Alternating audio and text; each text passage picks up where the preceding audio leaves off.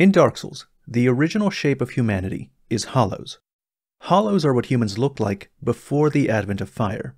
It is the original and true shape of mankind. Wrest the flame from its mantle, so that we hollows, in most honest shape of man, may have it for our own. Drang Lake will fall, the fire will fade, and the souls of old will re-emerge. With dark unshackled, a curse will be upon us, and men will take their true shape. Dark will again be ours, and in our true shape, we can bury the false legends of yore. Vendrick's dialogue here is very revealing. He says that as the fire fades, the dark becomes unshackled, which means that it's shackled to begin with. When it becomes unshackled, a curse comes upon the land. When dark becomes unshackled, men return to their true shape. The curse that he's referring to is the curse of the undead. As the fire begins to fade, the dark sign begins to appear on people's bodies. Those branded become undead. They are unable to die, but will eventually go hollow. And hollows are the true shape of mankind. The interesting thing here is that this only happens when the dark is unshackled, which means the shackles are actually the things that keep you human. It's the things that prevent you from being a hollow. It prevents mankind from taking its true shape. Once, the Lord of Light banished dark and all that stemmed from humanity. And men assumed a fleeting form. These are the roots of our world. The fleeting form that Aldia is talking about is the current way that humanity looks like. Gwyn shackled the dark, that is to say, he shackled humanity and prevented them from taking their true shape. And he did this with rings. To the Pygmy lords, Gwyn gave them authority and a grand city, but it was a ringed city, located at the edge of the world. It's ringed so that he can encompass them, so that they and their humanity can be contained. The Ring Knight armor reads, "The armor of early men was forged in the abyss, and betrays a smidgen of life.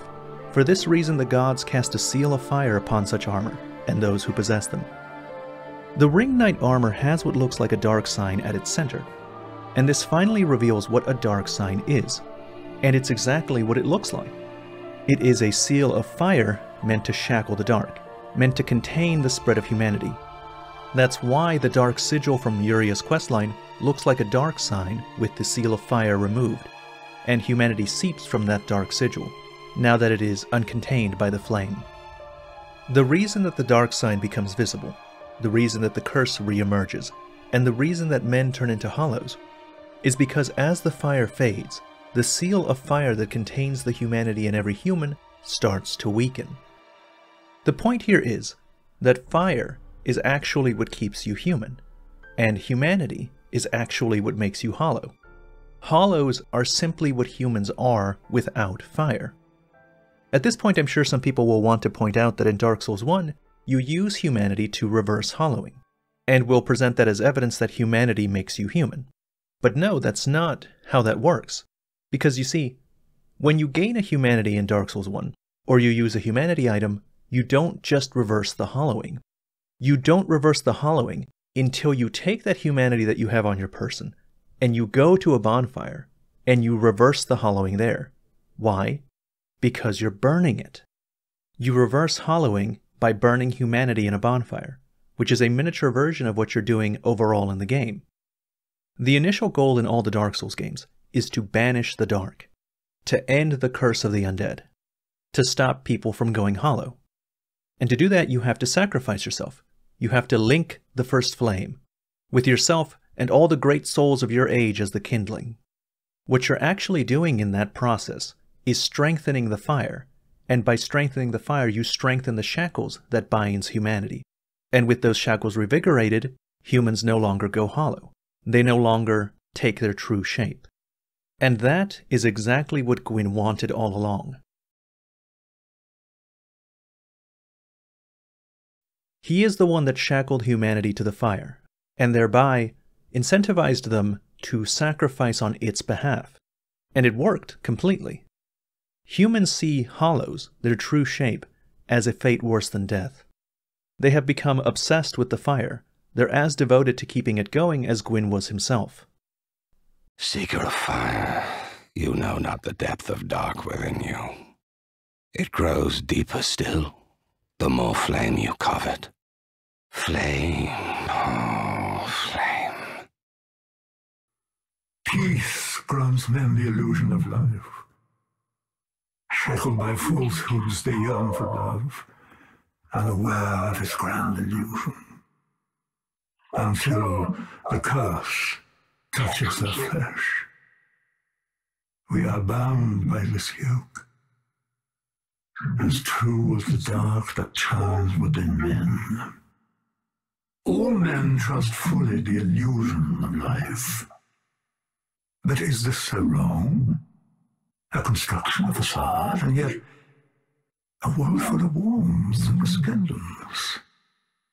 Young Hollow, are you intent on shattering the yoke, spoiling this wonderful falsehood? Gwyn's goal, ultimately, was to preserve his age of fire and to forestall the coming end. To do that, he sacrificed himself to link the first flame. But more importantly, he connected humanity itself to the fire.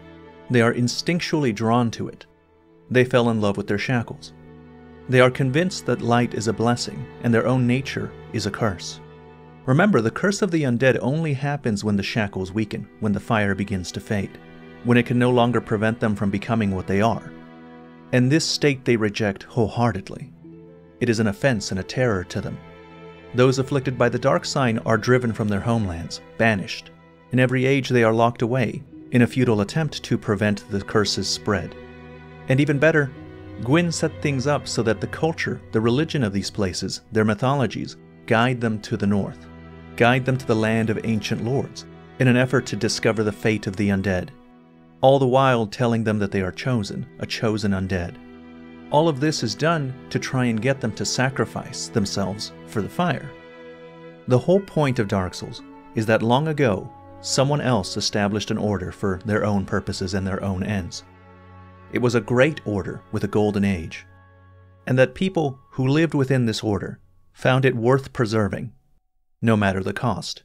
And so they did, over and over. It's a story about human sacrifices to the fire. That's why you burn humanity to reverse hollowing. That's why you burn humanity to increase the number of Estus flasks that you get. The word Estus means heat in Latin. So the Estus flask is just a bottle of liquid fire. The bonfires themselves are kindled by the bones of the undead. You increase the potency of your Estus flask by bringing undead bone shards and feeding it further. It's all about human sacrifice. It's all about humans sacrificing to a fire that they've fallen in love with, but that is one day destined to fade. And that's the end of this video. If you liked this video and are interested in hearing why I think fire is a metaphor for civilization, or on what the overarching theme of Dark Souls is, there will be links to those videos in the description. As always, thank you very much for watching.